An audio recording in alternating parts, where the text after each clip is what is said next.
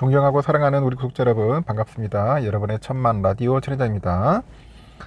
지금 코스피하고 코스닥은 흐름은 좋은데 삼성만 비리비리하고 있네요 보니까. 코스피는 2519.64 보니까 개인들이 3018억 정도 매도하고 있는데 외국인하고 기관들이 현재 매수하고 있습니다. 외인들이 잘 들어오고 있어요. 2931억 정도 매수하고 있습니다.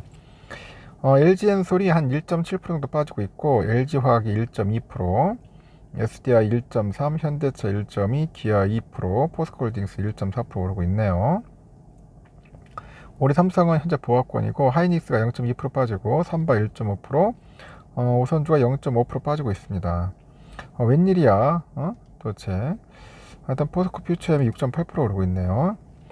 코스닥은 어떠냐? 코스닥은 854.87, 1.4% 정도 오르고 있고, 외국인하고 기관들은 사고 있는데 개인들이 좀 팔고 있다 보시면 되고, 에코프로가 0.9%, LNF 0.7, HLB 0.4, 카카오게임즈 1.4, JYP 4.5, 셀트리온 제약 0.1, 오스틴 임플란트 0.4, 펄어비스 2.9% 정도 오르고 있고요. 셀트리온 헬스케어가 0.8% 빠지네요. 셀트리온 헬스케어가 좀 빠지고 있다 그렇게 보시면 됩니다. 하여튼 오늘은 코스피 코스닥 흐름은 나쁘지 않다 보시면 될 것 같습니다.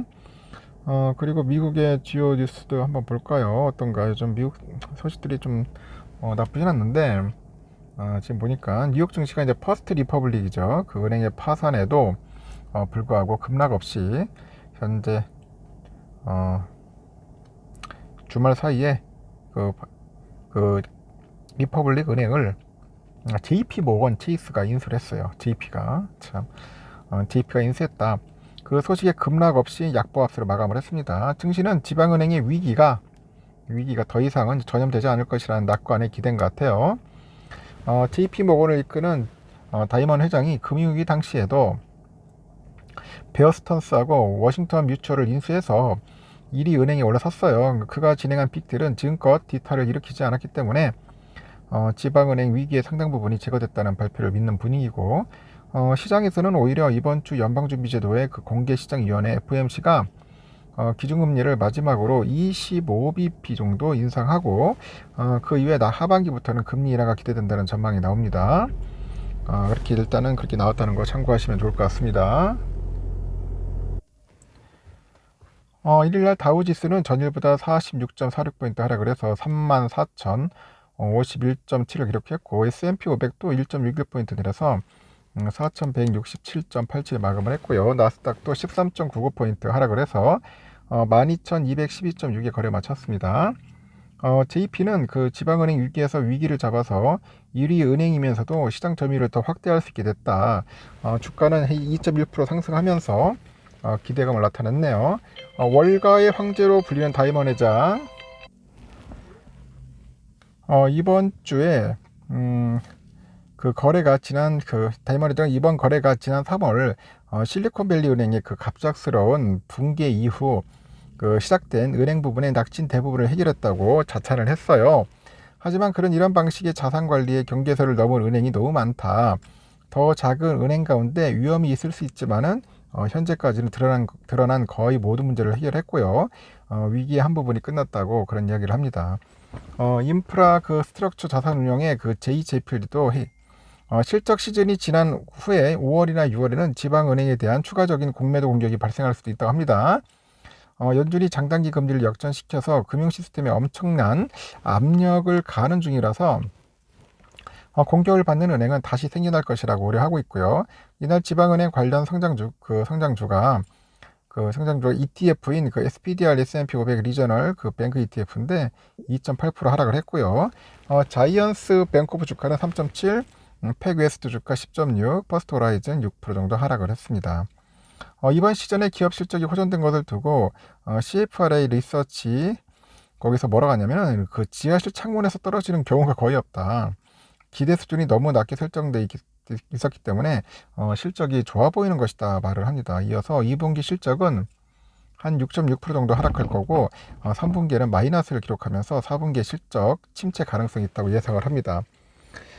스토발은 쑥 침체는 일반적으로 경기 침체를 동반한다고 하는데 사람들은 상황에 적응하고 있고 경기 침체가 오고 있지만 연준이 금리를 인하할 것이기 때문에 걱정하지 말자. 대체 뭐가 그리 큰 문제인가 되물어요. 실제 미국 제조업의 그 ISM 지표가 6개월 연속 위축되고 있고 지난 4월에 ISM 지수는 47.1%로 전월 46.3%보다도 0.8% 올랐지만 여전히 50% 미만에 머물렀어요.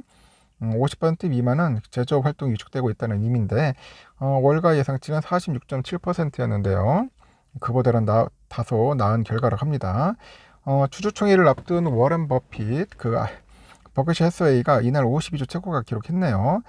버크셔 B 주가가 장중에 331.28을 기록했다가 종가는 전일보다 0.49% 상승해서 330.17달에 마감을 했고 클래스 A 주식도 지난해 4월 이후 처음으로 지난 금요일에 주당 50만 달러를 넘어섰습니다. 4일 연속 상승세입니다.